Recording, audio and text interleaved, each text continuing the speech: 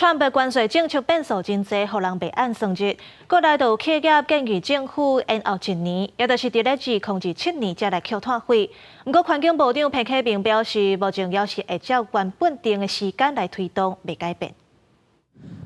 美国总统川普对顶关税政策和国际经济大地动，最近某企业建议政府应该渐慢来征收碳费，到2027年嘛，就是延后1年才来收钱，甲后明碳边境调整机制CBAM同步来上路。会再来到立法院维权委员会专题报告的环境部长彭启明表示，后明嘛是预期2026年来上路。 并没有延缓1年，但是它是主要是在2027年2月，这个购买的凭证时间是延到2027年2月。但立委关心企业感情拄到美国关税挑战，若讲个如期来征收碳费，恐惊会是一大考验。你有提到说先存活下来啊，会比这个近邻永续更重要。哈，这件事没有人会否认啊，因为这个是一个等于一个急来的一个海啸。你会如期开征碳费吗？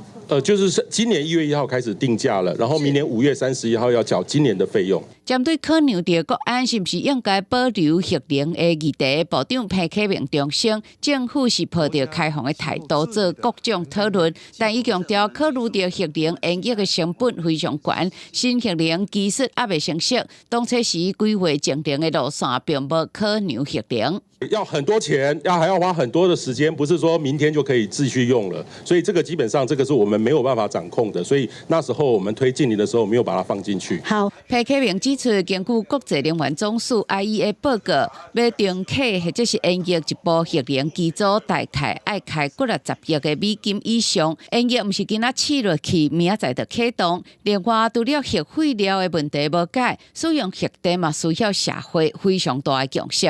公司新闻。 林建梅、彭耀做台报报道。